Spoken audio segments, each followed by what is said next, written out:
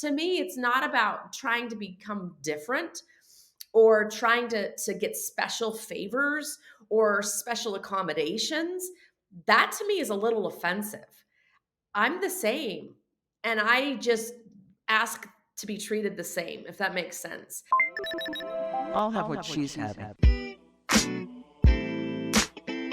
Welcome to another edition of She Talks Confidence Podcast. Hey everybody, welcome back. This is the She Talks Confidence Podcast. I am Tony Dufresne. I am a girl dad turned therapist turned women's confidence coach. I'm really glad to have you back with me, as well as my very special guest this week. It's Dr. Michelle Jorgensen. She's a dentist. She's an author, speaker, teacher, health and wellness provider, on and on. Michelle, how are you? Great. Thank you for having me. It's about the origin story and how you started and the thing people kept telling you in going through your initial career move and taking that and empowering yourself and then creating the empire that you run today. My mom tells a story about when I was in first grade that she got a call from my teacher, and she said, Michelle has the ability to do more than she's doing, but she always holds back because her friends are a little slower. And so she doesn't want to move past them. She's trying to be nice. And she said, I've told her that she can do more, but I think you need to share this with her. So my mom sat me down and said, I know you're just being a really good friend, but it's okay to go faster than your friends too. If you want to, that's okay to do. And I, of course, don't remember her telling me this, but she's told me the story. And she said, and you never looked back since. That was basically the initiation of, oh, okay, I can do whatever I feel like I want to do, not just what other people are doing around me or whatever someone says I can do. Another memory I have is in high school, we were looking at who was going to be valedictorian. And one of my friends said, you can't do that. There's no way you're going to be it. And I said, who's going to beat me? Like, how are you not going to be? It was a guy friend. And he said, you can't do that. I said, well, just watch me. Like, why can't I? And so that's really been my mantra. When I graduated from high school, I knew I wanted to be a dentist. And so I started in the pre-dental program at my university. And as part of that program, we would go around to different dental offices and we would observe. And, they wanted us to see what a dentist really was. And so I would go with my class. I was typically the only woman in the class. And I would go with my class. And one time we went to this very old dentist's office. His office was old. He was old. The old blue naga hide was on the chairs. And he was as old as his chairs. And he looked at me and he said, well, what are you doing here?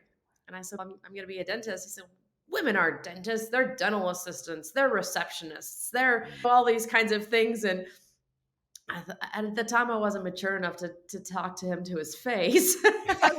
Today, how did you take that when that happened initially? When he was it I was taken back because my father's a dentist, and my father had never told me I couldn't be a dentist. He'd watched what I'd done in school and everything else, and knew me, and he had never said that. So I just was taken aback. Wow. Okay. But I went back to class and I thought, watch me. It takes 4 years to do your undergraduate work before applying to dental school. And then it's an additional 4 years in dental school. At the end of my first year of dental school, I had done enough work and had everything lined up that I could apply after 2 years instead of 4.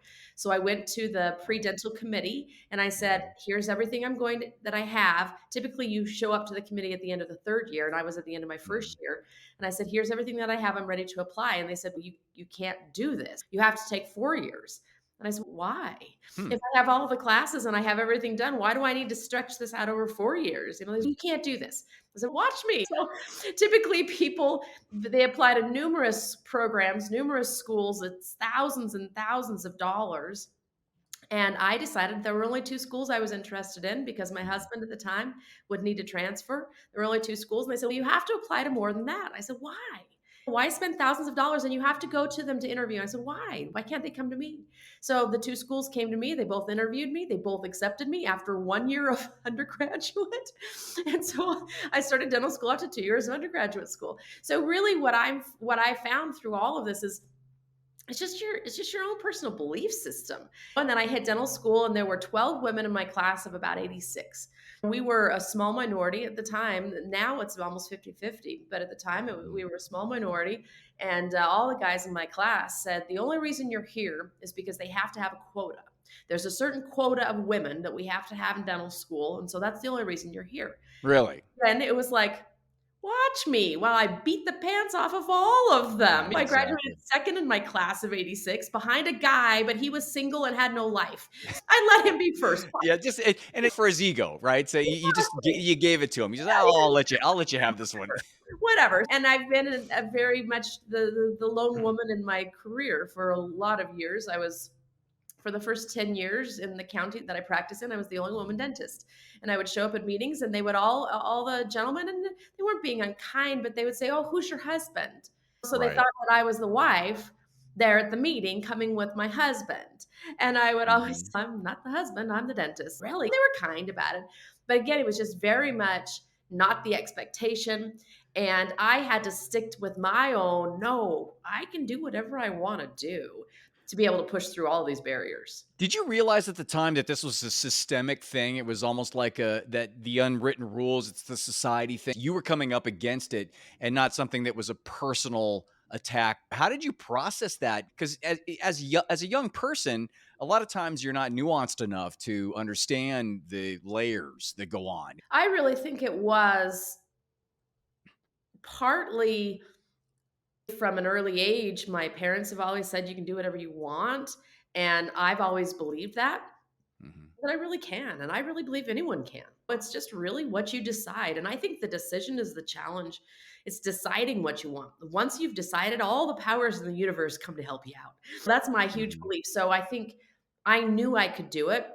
Part of it almost became fun after a while. You know, Right? I'd go to a meeting because I knew what I was, and I knew it wasn't personal. These people didn't know me. They had no Mhm. idea my potential. It wasn't anything that they were saying, "Well, you personally can't do it." They were just Mhm. saying, "No, you can't do it because no one has ever done it." And Mhm. it was interesting actually. So the very first day of dental school, I was in a special program where there were just 10 of us that started, and we went to medical school first for our first year. So Hmm. there were just 10 dental students, and I was the first woman who had ever been in this program. And one of the receptionists in the program came and pulled me aside the very first morning, and she said, You're going to be each picking a station that you're going to be sitting in the clinic. I want you to pick the one that's against the wall." And I said, "Okay." And she said, "One of the professors is very touchy feely, and he always comes and gives me massages." And he Oh, said, "Yep." She said, "If you pick the one against the wall, you can turn your back to the wall when talking with him. And I think it's going to be safer for you." I love that. That's women taking care of women, right? Yep, and so That's I was the so appreciative. I picked the chair against the wall. yeah, yeah. And but it's just really, again, it wasn't me, it was just what it was. And But that brings up a good point, and because there were so few women in the system in and of itself at that time when you were going through it, did you sense a level of tribe or a sisterhood or a group help type of a thing, or was it every woman for herself because it was such an interesting systemic thing that you were running up against? it's interesting, I have 4 younger brothers, no sisters, so it's just been my life. I've always been with the guys, and I didn't feel a sisterhood, but it wasn't, I don't Mm, think that we didn't intend it to be that way. I think there were just a few of us. So a mm, few of us, and we were all kind of fighting our own battle. It was a pretty big river we were trying to swim up against a current in, and I mhm, think we were all just working so hard on our own. Not that we weren't necessarily competitors at all, but I mm, think we were all just trying to find our own footing and trying to mm. find our own way. Now in the industry, there's definitely more of a sisterhood. There are, in fact, lots of forums and groups and those kinds of things that have been formed in order to support women. But I remember that this was probably at least 15 years ago. I got a letter from, it was the American Academy of Cosmetic Dentistry. It's a pretty premier organization, and Mhm, I was attending their annual meeting. And they were sending this letter to every woman practitioner that was attending the meeting. And they said, "We are going to be holding a special luncheon for women in dentistry. And we want to discuss our women dentists." And I mhm, wrote back and I said, "This is slightly offensive to me, interestingly enough, because I work on the same 32 teeth. I use the same instruments. I use the same supplies. I have the same challenges with employees and staffing and all of the Hmm. business. I pay the same taxes. My lease, everything's the same. So why am I like now a women dentist? Like, why am I a different category? I'm a dentist that's a woman. So I might have some interesting, unique challenges as a mother because I'm bearing children, and maybe a father doesn't have those same challenges. And perhaps Right. the mother's asked to do different tasks in the Hmm. home. Those are all personal. But I said, really, I just want you to really honor the fact that we're here and we are in the profession. What was the intention of that? No, it was to get us all together and I guess have a sob session about how hard it was. I don't know. Oh, So I wrote this to the organizer and she said, "Would you be okay speaking at the meeting?" oh, of course. I'd be happy to because really to me it's not about trying to become different or trying to get special favors or special accommodations. That to me is a little offensive. I'm the same, and I just ask to be treated the same, if that makes sense. And to me, to earn that is on me. I need to treat all of the other male dentists, whatever, as colleagues, and they will do Hmm. the same back. If I see them as competition or somebody that's if I assume that they're going to assume something of me, I Hmm. feel like it's really a little on us to show others how we expect to be treated. And if I say, no, I'm a dentist versus I'm a woman dentist, I'm a dentist, then why should I be treated any differently than you are? Going in with that mindset, the mindset of, okay, we're all just dentists and we're all trying to train, we're all in the same group here without the gender distinction. Did you find that other women had that same really strong fundamental mentality going into it? If they didn't, did you find yourself being more of a guiding light in that situation for maybe creating the image or mentoring maybe other women along the way in terms of gaining? Because that mindset is the exact mindset that you need in moving forward and going through and not having the systemic issues keep you down or having it bogged down in your mind. What was the process of that? Yeah. And I think it's interesting because just recently I had something come up about this where women were saying that they weren't as good of a business owner and those kinds of things. And my partner and I, who's also a woman, in my practice, my partner in my practice, she got the same email and she fired back a thing. She said, "I know this came from an automated robot, but I don't care. I'm just mad about this." Fired back an email and I said, "I've always just really felt like we actually may have an upper hand advantage sometimes in business because we can see a little bit more of a holistic picture. But I would never Yeah. necessarily say that to a man. So why would any man say that to me that I have a disadvantage? To me, it doesn't, it's personal. It's very personal in your own skills and mindset. And it's interesting because as we were discussing this, one of our associates, one of the male doctors that work in our practice, walked in and heard us discussing this. And he goes, "Oh, you guys got hands above what anything I was doing in my Mhm. own practice. You got it going on." But so what I've tried to do for younger women entering the profession and for those who are complaining about, oh, I've been at a disadvantage because of this or anything like that. I've just said, listen, you make your own way. And I don't want to say you learn how you're treated because that's not true, because that's not always the case. Mhm. However, I think you show others how you should be treated. And if you're going to Right. always complain about, oh, I've had this and this go on, then you probably are almost looking for it. But if you're saying, no, I'm just like you and I deserve to be in this profession and this is why. So that's really what I show others. And I do mentor other doctors, particularly young ones. And I really show them too that as a woman, we do have some advantage in the healthcare profession, I believe. We typically, it's a little stereotypical, but we're thought of as more compassionate, more Mm. thoughtful, more those kinds of things. And I'll admit, by nature, maybe I'm not completely all of those things. So what I do is I hire women that are. I hire what I'm not, and I know what I am, Mhm. and I know what I'm not. But Mhm. I'm also very health focused, and so that's usually where I start talking about my story. Is about halfway through my career, I started getting very sick, and I started having all sorts of health problems.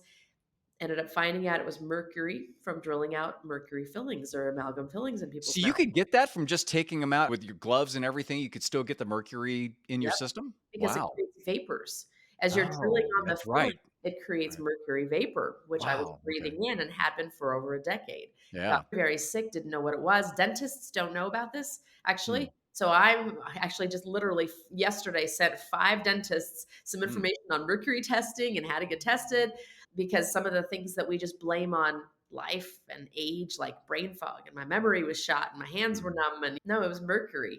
Hmm. And those things really led me to a different type of practice, which I now call it health-based dentistry.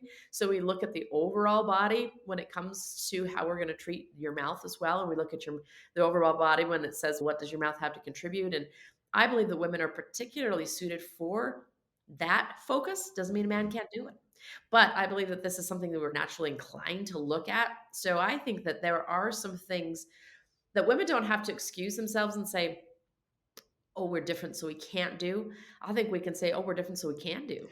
You know? That's such a huge point, and a lot of my clients come in and they measure themselves against what exists now, Yeah. which a lot of times is the system that's in place, and a lot of times it's misogynistic, not on purpose, but it's just created by men. They try to fit into that, yet what they have, and this is totally research backed in regards to the empathy level, the compassion level, the breadth of understanding from an intuitive aspect, all of that they can bring to the table and really create a whole new system. Do you find now that the women coming up, the younger women, it's easier? They have a better understanding of that? Is it harder? Where's the trend going? It's definitely easier. About 50% of all graduates from dental school now are women. Mhm. So it's definitely easier. I still think that there is, well, it's interesting because I've been in practice, I have to do the math now, 26 years. Hmm. And so I'm actually very much not the norm. I'm not the statistic. Typically, a woman dentist is going to practices just on an average of 3 to 5 years, and then they leave the profession to have children. Actually, this has Wow. actually been shown, but I think that that's changing some. But what that's doing is driving a little bit of the sentiment in dentistry, saying, 50% of the graduates are women, 50% of a large majority of those may actually leave the workforce. So it's creating a change in dentistry. I don't believe that's Mhm. true, and I don't necessarily believe that it has to be the case either. What I found is that particularly women are good at multitasking, and owning a business requires a lot of multitasking, Mhm. especially as a dentist. You have to be a clinician, so you actually have to be drilling on the teeth yourself. You have to be an HR manager. You have to take care of all the people you're hiring. You have to be an accountant. You have to be a bookkeeper. You have to, be a CEO. You have to be all of these things all wrapped up in one. And women actually have a pretty easy. They're naturally inclined to multitask a little easier. That's just like you Mhm. said, it's research based. That's Yeah, true. it is. Yeah. And so what I'm glad of is that they were finding some opportunity inside of dentistry that looks a little different than it used to. It used to be that you were a dentist, you were a doctor, you were whatever it was, and put your name on the door, and Mhm. that's just what you were forever. And you were the one single person in the practice, and you owned the practice, and you employed the people. And if you had to leave on maternity leave, if you had to, if something happened with family, like it Mhm. was pretty Yeah. challenging. And so, actually, I believe that women coming into the profession has allowed us to see a lot of different opportunity. So, right now, the way it works is I have a partner that partially owns my practice with me, and she and I are both actually, we don't do a ton of the dentistry ourselves. We do a lot of the management. And then we employ 5 other male doctors. They're not male because we chose them, they work best in our practice. Yeah. We employ them and they work with us and they do the large majority of the work for us. So my partner just found out she's expecting, and Oh, okay. it's not very stressful for her because she knows that we're going to be able to cover during the maternity leave for her. And so it's really quite beautiful now. I believe so. Women interesting entering into the health professions, I think, have more options than they used to because Mhm. there are more of us there, and we've Mhm. had to explore different ways to make this happen because we do have to have certain periods of time. If we have maternity leave, if we have things coming up, I had twins, and I was actually right at a transition point in practice when I went on maternity leave for them, so that worked fine. And Mhm. then I ended up adopting 2 other children, and when I adopted my daughter, I literally took 2 days off, and that was such a mistake. Wow. And I needed more time. I needed more time. I thought I didn't bear her, so I don't need the time. That wasn't true. She still wasn't sleeping through the night. She still wasn't Right. getting all those other things. And Yeah. I wish I had taken the time. And what I think is so nice now is that there are ways and situations and business agreements and things in place now because there are more women in this field. And I'm grateful for that for them. And that's good. And it's so great to be able to say that things are progressing and moving forward, especially given the fact that of your vast experience in the past and how it was and how it is now. You not only went into holistic dentistry, which I believe is what you had called it, correct? Is it holistic dentistry? But into all the your garden, creating your home environment. What made you decide to take that step out finally? Was it just being sick and not having the answers and you just wanted to get the answers to that? That was definitely the initiator, and I did not find answers to my health challenges inside of traditional medicine. Mm, So I had to step outside of traditional medicine. I had to do a lot of diet changes. I had to do things with herbs and other remedies. And all of a sudden, I found this other world. And I started bringing it into the dental practice. I realized, gosh, if this could make me this sick, it could make me this sick. What mhm, else in dentistry could be influencing my patient's health? So I really started transitioning my practice just because of need, not because I initially set out to do that. And hmm, I knew that I needed to find some answers for myself. I needed to be able to continue to practice. So I had to find ways to do this. But then I was changing myself personally. So I was doing a lot of things. I've always been a big gardener. And I thought, mhm, I'm already set up to grow medicines. I'm already set up to grow foods that are better for my body. And so I started doing that. And finally, one day it clicked. I'm like, I don't have to be one person at home and one person in my business. I can be the same person. Like the same mhm, person can come to both places. mhm. And that's really where it clicked. And I remember I was literally taking a bath one night and I came up with this name, Living Well with Dr. Michelle. Sounds super cheesy. It rhymes. You know, That's alliterative. It's great. I thought that's great. it's going to be good. And then I just really went off on this, what does it mean to live well? And so really with a living well platform is simply it's me living. And so it's the things I'm cooking in my kitchen, it's the things I'm growing in my garden, it's the things I'm doing with my kiddos, it's all the things that I'm actually doing with life. And I joked that, in fact, when I very first started this, I said, do you always have to put makeup on? And I was talking with someone and they said, well, it just depends on your brand. I'm like, my brand is going to be my no makeup if it's Saturday morning brand. That's what it's going to be. Well, that's Yeah. what it is. So it is like some days I'm looking bad, but that's Right. because I look bad when I can tomatoes. That's what you should Right. look like when you can tomatoes. Anyways, that's really what just initiated that and spurred that is let's bring my life that I've brought to let's bring it into my practice. Let's see how it helps my patients. And then all of a sudden other people started saying, "Oh wow, this is super useful actually." And so I would use things that I was already teaching and training and put them into books. That's really how the books came about is it's things I Hmm. was already doing through some outlet in my life. I'm like, let's at least if I'm already doing it, let's make a book out of it. And so that's where those came from. My daughter fought leukemia in 2019. And the reason why she found out she had leukemia was from a dentist. Really? Yeah. Because she went to the dentist because her gums were bleeding. Yep. And the dentist goes, yeah, you have a problem here. You got a white count issue or something. She goes, how do you know if I have a white count or a problem? The dentist goes, you need to go to get your blood test immediately. And that dentist saved your life. Which brings up the point, how important is the health of the mouth is to the entire system is incredible. The connection that it has to the entire microbiome and even going through the system is incredible. Do you find that people don't understand that connection? Oh, 100%. And dentists don't understand this as either. Dentists Mm, and people both. Really, the mouth has a couple of functions that are really unique. First of all, 60 to 80% of chronic disease actually either is contributed to or caused by something in your mouth. This crazy. is proven by research. Yeah. So, hidden infections, all those kinds of things. But in instances like someone who has leukemia, the mouth is a very underutilized mirror of what's happening on the inside Mhm, because we can see inside of the mouth. And so if gums are bleeding, we know that something's going on with the circulatory system or with the immune system. We mm, know something's happening that isn't correct. If teeth are getting tooth decay, and you're brushing your teeth. We know something's going on with digestive system and your bones are also now starting to be weakened. If so, like I can go on and on. In mhm. fact, I'm writing a book about this right now Oh, because okay. the mouth is really a mirror of what's happening on the inside and we can see the mouth. So we need to understand how to read what's going on so Mhm, that we can utilize it because you can see in your side of your own mouth. You can look at your own tongue. If I tell you what it means, then you can use that information for something to help yourself get better. mhm. Whereas I can't see inside your gut, neither can you can't see inside of your brain, neither can I. So we can't see those things, but you can see your mouth. So it's really important that we understand what it's telling us because there's so many things we can learn from it. Yeah, I know it doesn't have anything to do directly with women's confidence, but I think it's really important. That's why I'm gonna put it in. Yep, So yep. I think And that's great. I think that women are particularly suited, honestly, to understand this. Typically, my demographic that I'm speaking with, my patients that Mhm. I'm seeing, it's usually the woman who's bringing the kids to the dentist. It's usually the woman who's Mhm. choosing which dentist you're going to, the woman who's choosing the doctor you're going to. And so women really do have their hand in healthcare. And they are the Yeah. ones who are really guiding and dictating what healthcare is going to look like. And I think that this kind of care where we consider the entire body and we look at things like diet and what we're putting on us and what we're putting in us and everything else, that it has everything to do with the way we feel.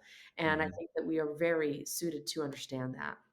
And as somebody that is a holistic dentist and you work from the medical field and from a health perspective, also from somebody that deals extensively with the gardening and food and the overall system, in with somebody coming to you, what's the first step or what's the genesis of somebody of a woman trying to figure out what's going on? Do you give any particular guidance in regards to a first step? Yes, for sure. Dentally, there's something called a dental cone beam CT scan.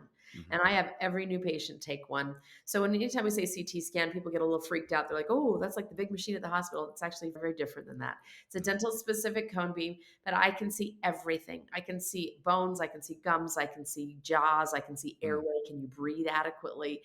I can see everything in 3 dimensions. I can flip you upside down and turn you inside out. And I can see every single Mm. view, and what that does is gives us even a better viewpoint into it. So I always say start with that. And then the other one that's a really easy one to do is tongue.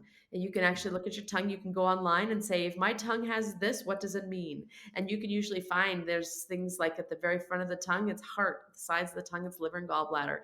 Mm. Anyway, so there's just some really interesting things that you can do in the mirror on your own to find out what may be happening elsewhere as well. But for sure, the cone beam CT scan is the starting point. So easy to do and so necessary to do. Thanks, Michelle. I really appreciate it. Dr. Michelle Jorgensen, can you throw out where somebody can get a hold of you or see your extensive collection of all of the offerings that you have? Yep. So the easiest way to find me is livingwellwithdrmichelle.com. You can also find me there on Instagram, on Facebook, on TikTok, all those places, Living Well with Dr. Michelle. And my dental practice is Total Care Dental. It's in Utah. It's where I'm located. And I actually do virtual consultations for people all over the country, all over the world. Oh, In fact, I just got done doing that before I jumped on here this morning. So do lots of help with people wherever they are to help you get where you need to go from a health. love it. Thanks, Michelle. I really appreciate it. And again, your mantra, watch me, I think that should be on everybody's sticky note on their bathroom mirror, Love it. frankly. I just love that. And if you need to get a hold of me, you know how to get a hold of me. It's TonyDufresne.com. If you can't spell it, because nobody can, it's theconfidencedoc.com or it's Tony@theconfidencedoc.com if you have any questions or concerns. Thanks again, Michelle. I really appreciate it. And I will see you next week.